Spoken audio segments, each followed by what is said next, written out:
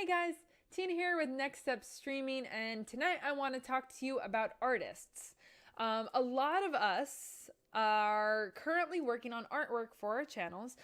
It's a very natural process. So right away, obviously, when you're starting out, you need a lot of artwork. You need scenes, you need panels, you need emotes, you need alerts, you need everything, right? You need a lot. And it never stops. It never stops. You're constantly evolving your brand as a whole, your look as a whole. I mean, I've been streaming now for a little over a year, and I think I'm probably in my sixth or seventh overhaul of artwork.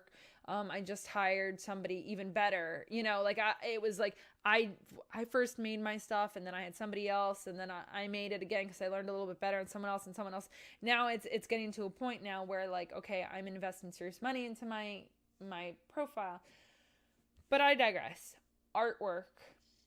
When you are going for artwork for your channel and you are reaching out to different artists, there is a very, very, very particular way that you should go about dealing with yourself, handling yourself.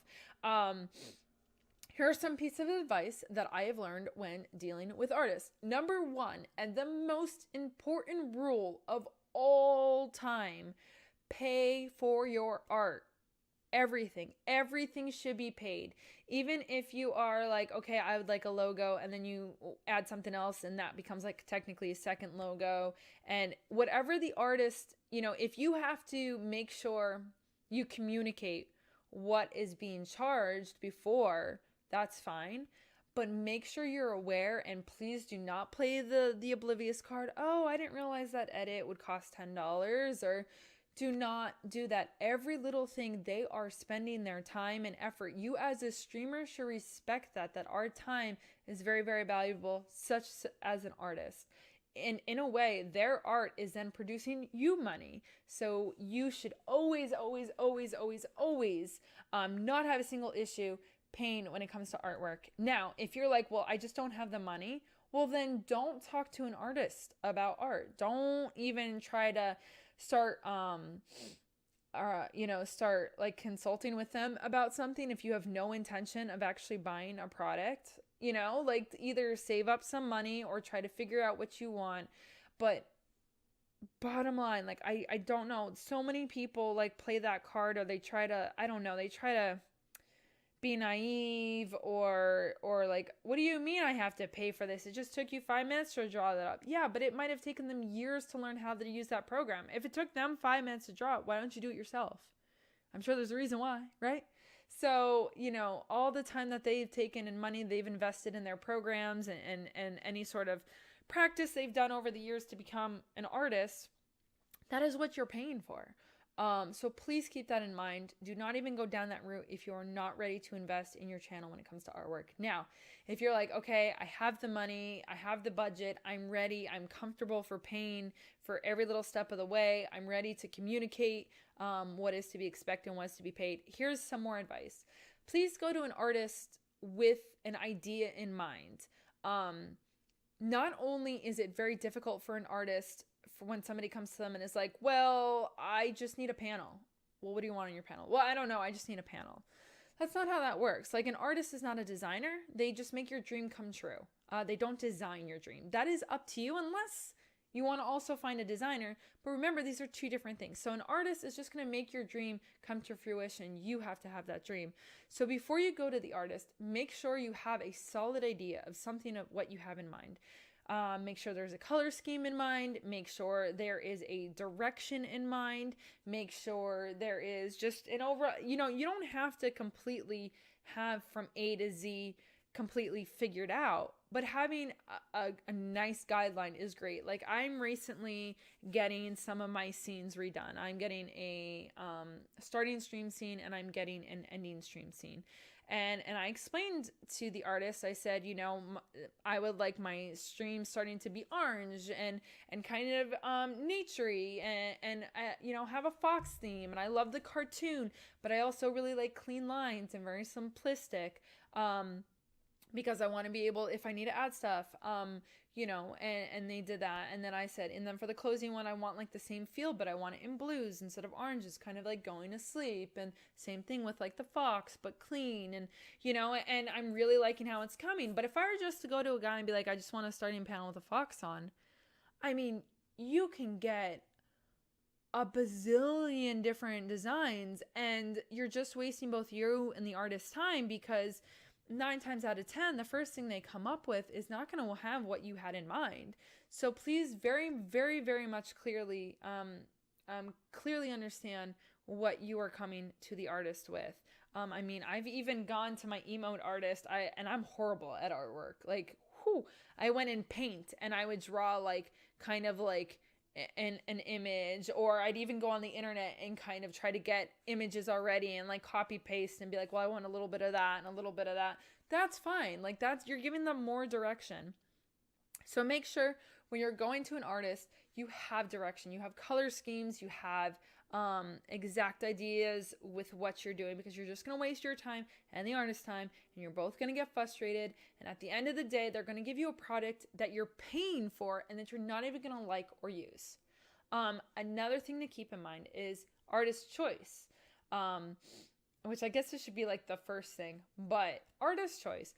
Artists have, I don't want to say like flavor, but like artists have their own sort of flair or theme or artwork, I guess you could say. Just like a streamer. Every streamer is different, right? One's going to be bubbly, one's going to be a little bit more rough, one's going to be quiet, one's going to be loud. Artists have their different style. Everybody has a different style. Some is a little bit more cartoony, some is a little bit more girly, some's a little more masculine, some is a little bit more esports, some is a little bit more, I don't know, Tinkerbell. Like, you have all different styles out there. So you want to make sure that you are looking over somebody's style and you are recognizing like, okay, this is the kind of style, because that is the kind of style they're going to do your artwork in. Myself, I am obviously more feminine, so I'm not going to go for somebody who does like really sharp esport lines and really logo. Like, I want it to be a little bit more friendly and a little bit more family oriented, even though my mouth and my streams are not family oriented. But like, that's just kind of, I mean, like, we have a stuffed animal as our mascot. Like, it's a little bit just more softer.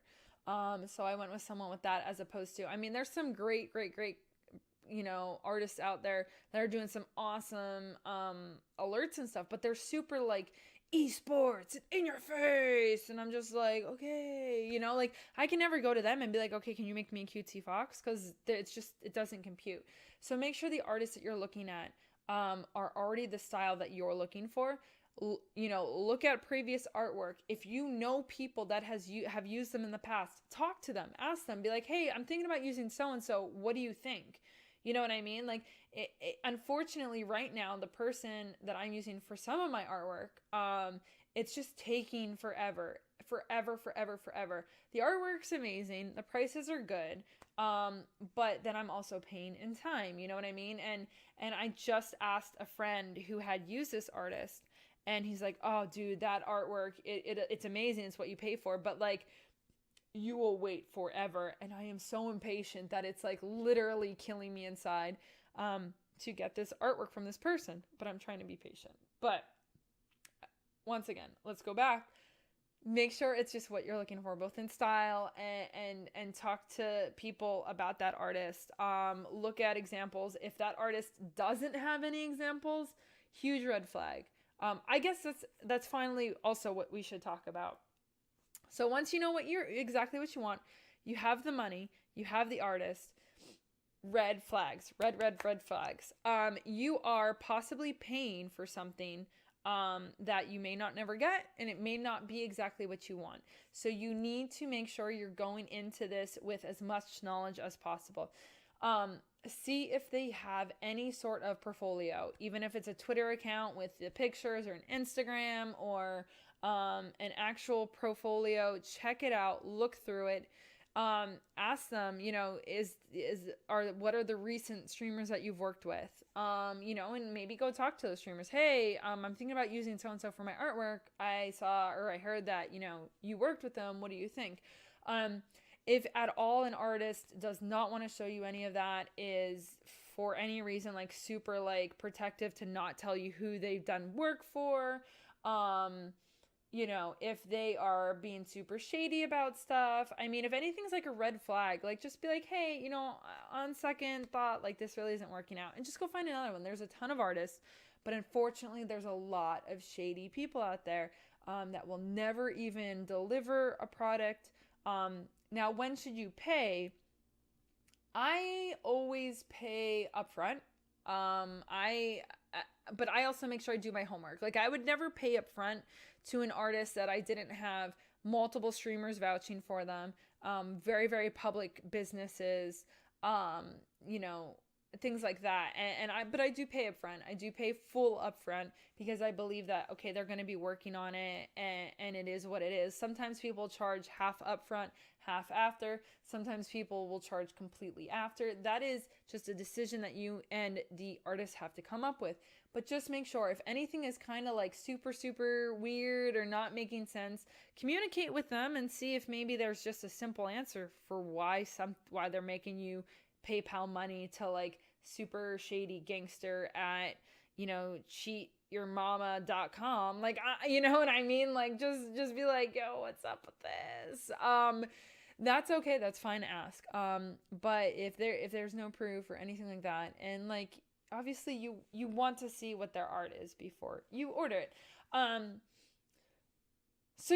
So definitely have art, guys. If you're going to have art for your channel, I always recommend keeping either the same artist or the same theme, same color scheme, but mainly keeping the same artist. It is hard because obviously some artists only do, like my emote artist is an emote artist. She's done my logo, she's done my emote, but I am hiring like someone else to do my panels.